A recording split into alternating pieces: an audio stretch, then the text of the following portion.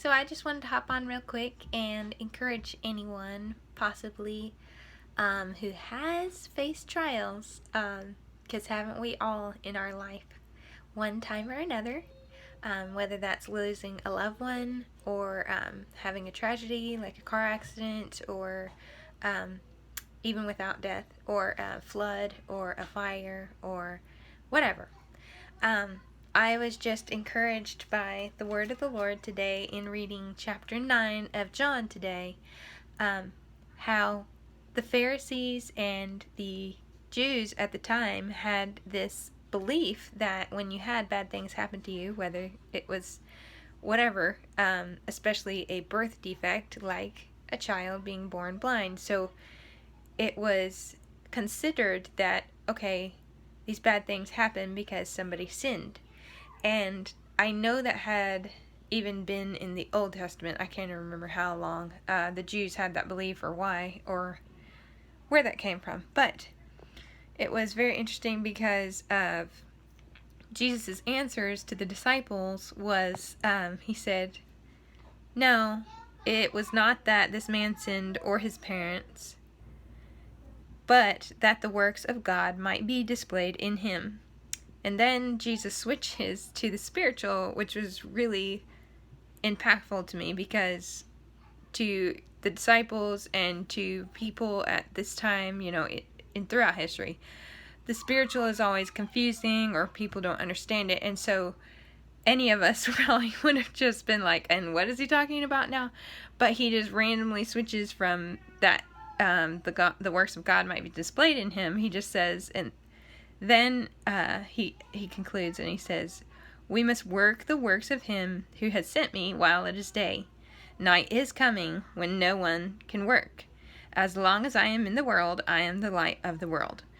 And having said these things, he spit on the ground and made some mud with the saliva, and then he anointed the man's eyes with the mud and said to him, go and wash in the pool at Siloam, which means sent. And he went and washed and came back seeing. So the key, that means sent, to be sent out to show the works of God and display the glory of God in that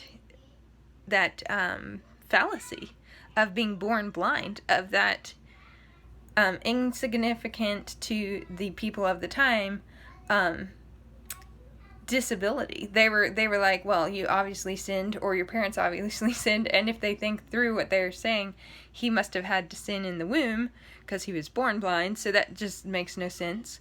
So I'm just want to encourage you to really think through what you're thinking on and what you're believing on each one of these little things, like some cliche thing the church or your dad or your mom or your grandpa, or maybe it was your pastor, always taught you.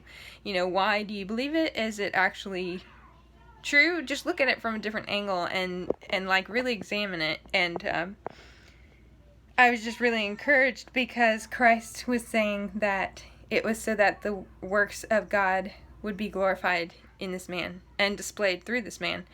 And that just makes me think of any trial I've gone through.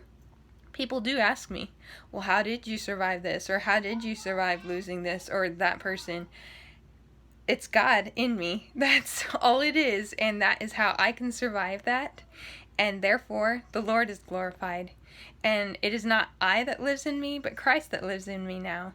And I can give him the glory because I just let him live through me. That's all I'm doing. And you can do it too if you want to be able to stand in the storm, because where are you standing? Are you standing on the solid rock of Christ?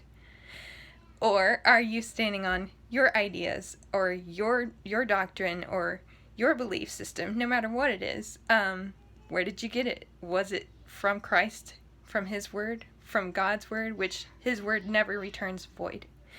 Anyway, I just wanted to bless you all with that today, and you have a blessed week, and give God the glory, and whatever you say, think or do as unto the Lord. And give him the glory and love him with all your heart, soul, mind, body, and strength. God bless. Bye.